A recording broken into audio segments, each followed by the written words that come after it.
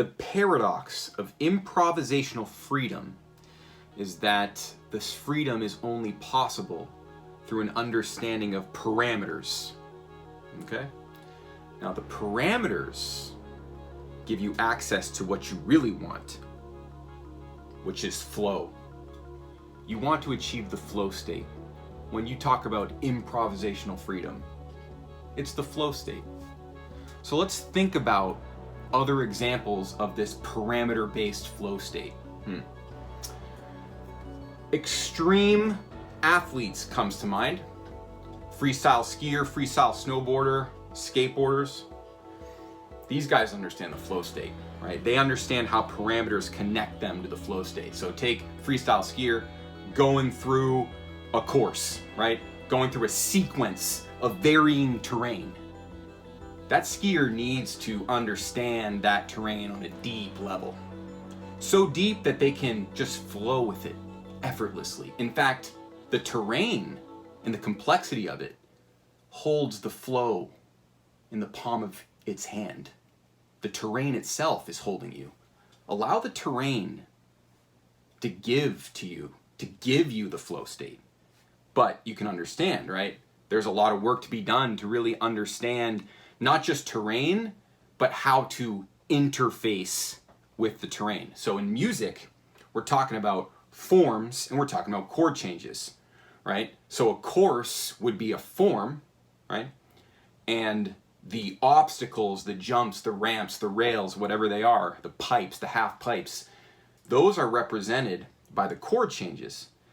And as guitar, growth hacking as a methodology, what we're doing here is we're using the fretboard to understand the pathways that are available to us that we can use to traverse through those forms, right? To move through those sequences. We're going to rely on fretboard geometry to do that. We're going to create specific fretboard geometry pathways, okay?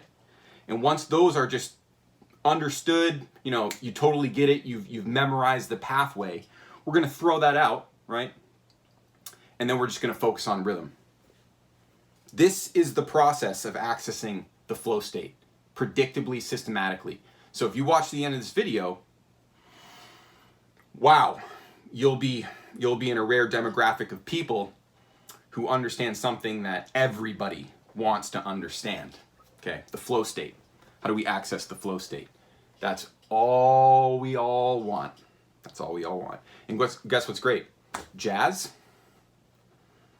it literally teaches us flow state. It's like the safest place to learn flow state. Compare that to like freestyle dirt biking or something, you know what I mean? Like, you know what I mean? You can get some deeply woven creative flow going in music at pretty low stakes, but the impact is massive, right? By just understanding how to use harmony and how to wield it to your specific vision, oh, the impact is insane, right? And I'm gonna show you all of that in this video. This video is probably going to be like my best video I've ever made. But that's because I've been thinking about this idea for like a while.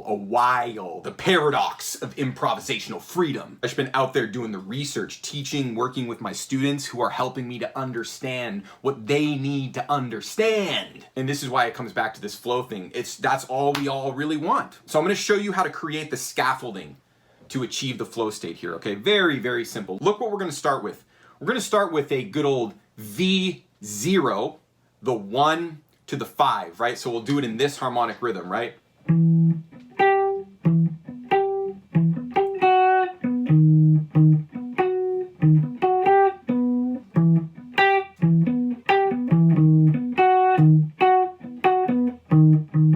You understand what I mean by the harmonic rhythm there, right? We didn't talk about any of those notes, but you can interpret exactly that I was doing a chord change specifically at a specific moment in time, and only had 2 different chords, right? Very easy, very V0. This is good stuff. We want to understand the full depth of this. So what the hell was I just doing right here? Okay, well, what I'm doing is I'm seeing the vertical, okay? The vertical or the in position triad. And I'm just seeing what some people call a spread triad right here. Spread root position 1 chord minor. That's the spread root position, right? And then how did I get to the next chord in the sequence? The B major, right? I'm going from E minor to B major. I just voice lead this, logically to this. And There's only one answer right there. And now fate itself has written this pathway that I'm just gonna follow and apply rhythmic variation to with respect to this harmonic rhythm that we see, where we have 1 bar of E minor, 1 bar of B major.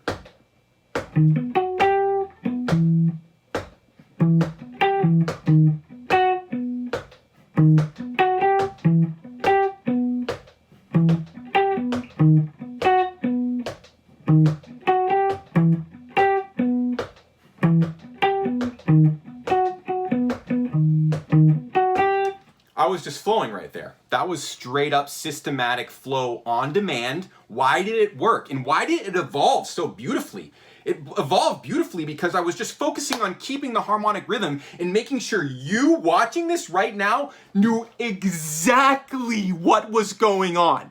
That was what I was thinking about. I was like, how do I make sure that anyone watching this knows exactly what I just did? And then it evolved into this sick melody that I never even understood. I was thinking about call and response, and I was thinking about being basic and simple to communicate a specific point, and that sick rhythm emerged. And I just honed into it because I had built out my rhythmic awareness. I'm like, okay, I've seen some of these subdivisions before. You know, I can anticipate the downbeat. You know what I mean? Like, it wasn't throwing me out of my focus because I've seen a lot of those rhythms before from all the rhythmic research I've done through composition, rhythmic frameworks, studying Meshuggah, studying Tool. I have a wide rhythmic imagination from studying music and only thinking about it rhythmically because I know that's where all the creative leverage is versus the harmony. It's finite, right? I don't need to think that deep about the harmony. The harmony's not that deep.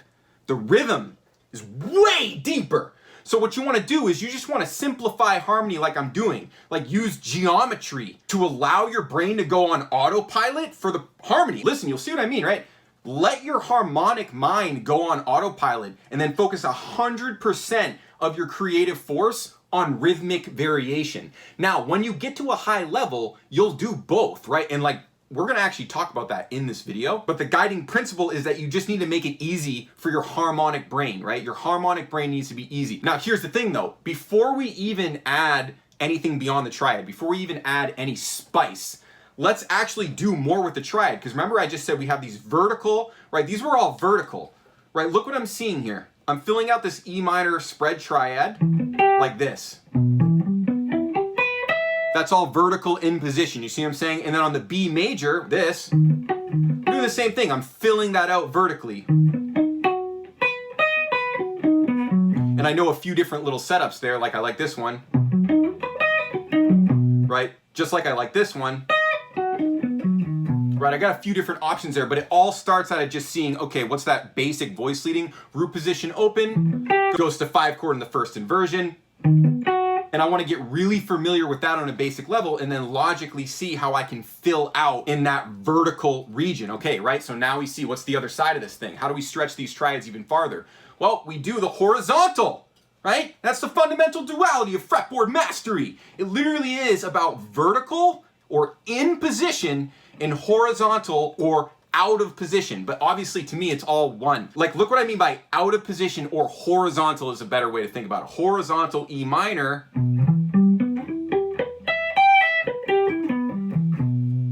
And I can throw in some derivative pathway to ascend even higher.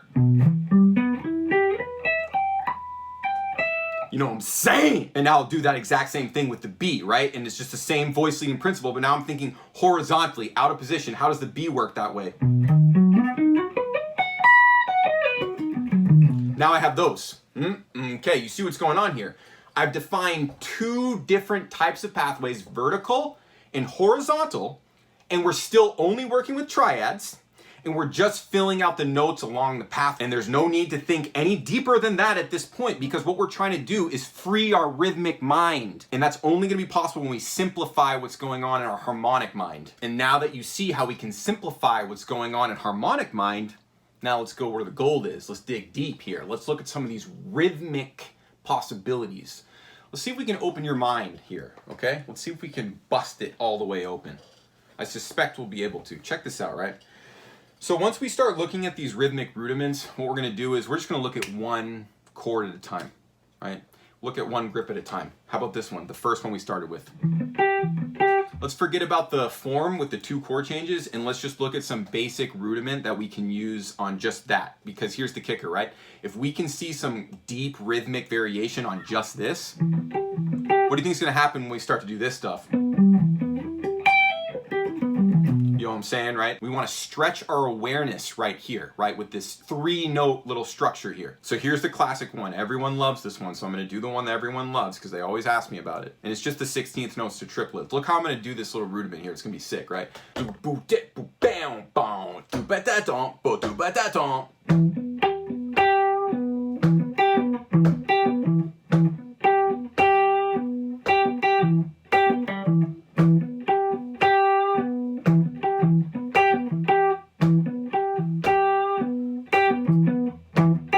There we go. That's hard, but that's why that's such a deep level practice, right? You commit to the rudiment, you commit to the pathway, and then you just try to do melodic variations and you blow up your technique that way. That's why it's guitar growth hacking. You literally blow up your technique because you don't think about economy picking, sweep picking, legato. You just think about nailing the rudiment.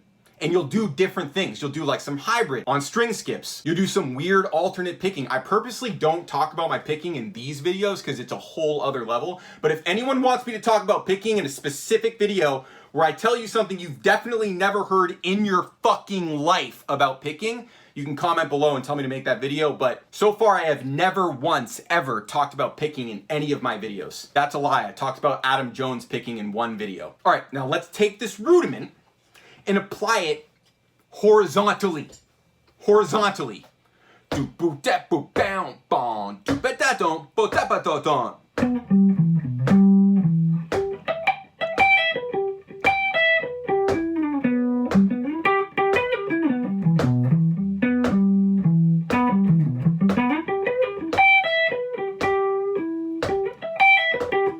Right? There we go. Look at that. It almost doesn't even sound like the same rudiment because, to be fair, I am filling in some of the blanks. Sometimes I'm ghosting some of the rudiment. Sometimes I'm filling in more of the rudiment. And notice how different it sounds just using out of position 2-note per strings, right? All this 2-note per string. That's that Tim Miller. That's straight up Tim Miller crossing over with what I call fingering 2. Tim Miller is fingering 3. All my students know about the fingering 2, fingering 3 hybrids. You see, that's exactly what I'm doing. And we've all discussed the idea that there's an unlimited number of ways to pick this stuff. The whole key is to focus on pasting the rhythm. So if you make the rudiment the fundamental focus of your development, you're pasting the rhythm and you're developing technique as a result. Because guess what? Technique and rhythm are the same thing. They're the same thing, okay? Like, what is technique but playing more subdivisions? That's all it is. Oh, you have a lot of chops? That means you can play a lot of subdivisions. That's all that is. So if you just focus on playing subdivisions, you're cooked! And now you know what we have to do. Well, let's add in the harmonic rhythm. So we're gonna do the same thing, but now play through this actual form, right? A bar of E minor, a bar of B, and that's the official vamp. And now I've got vertical pathways on B and E minor, and I've got horizontal pathways on B and E minor as well. Here we go. E, O, E, M. Oh, and I almost forgot. I'm obviously keeping the rudiment. O, E, M.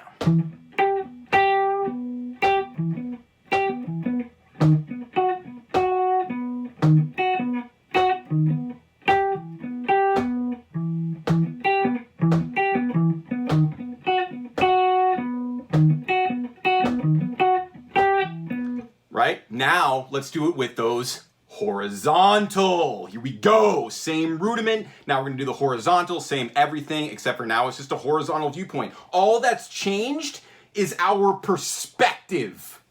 All right, let's work with that. Here we go. E-M.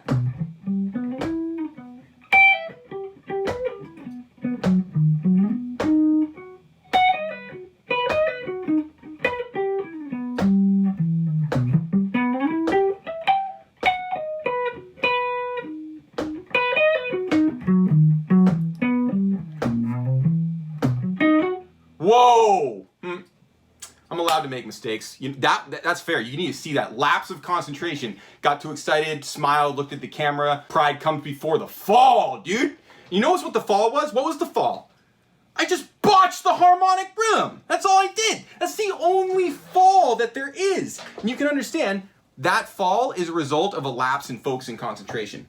Because you can make infinite mistakes as long as you don't botch the harmonic rhythm.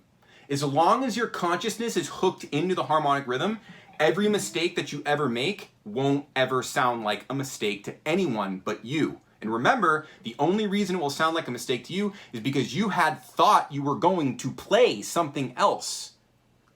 So the difference between what you played and what you thought you were going to play is why you think it's a mistake. But just understand that no one else can know what you thought you were going to play, right? So the hack is, if your focus is on the harmonic rhythm, then any mistake will actually just be legitimized by the fact that you didn't botch the harmonic rhythm. The harmonic rhythm will take care of your mistake. So it's all about reframing your focus. Okay, so if that was a valuable video for you, and you understand what I mean by V0, well then you probably know that you should probably be getting closer to V10, V11, V12, right? You need to look at this. So here's the video, right? If you don't know about this, watch this video. This will get you to understand the paradigm of improvisational freedom so that you can transcend the paradox of improvisational freedom. And how you transcend it, you just don't think about improvisational freedom. You can understand the nature of improvisational freedom is moving along clearly defined pathways.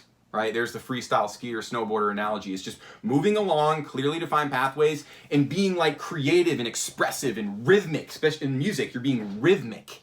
That's what you're actually thinking about. All of your tricks, all of your moves, all of your ideas, they're based in rhythmic rudiments. And your ability to stretch one rhythmic rudiment through all possible melodic variations is the continuity of your vocabulary. Right? Okay. So you already know if you should be my student. Honestly, you guys know about the current package we have. It's $275. You get one-on-one lesson with me and the entire Ultimate Jazz Blues Mastery. And in that one lesson, I'm going to give you the entire methodology, my entire methodology handcrafted and tailored to your specific perspective. And equipped with that handcrafted methodology for you, you will then go apply that to the Ultimate Jazz Blues Mastery course, okay? It's going to take you to V3 and beyond, right? You're going to understand chord changes, voice leading. You're going to understand all theory, all harmony. It will all be crystal clear to you once you spend that $275 and put in the work that you owe yourself to do based on the investment that you made, right? So link for that is going to be below in this video, and I will see you on the call.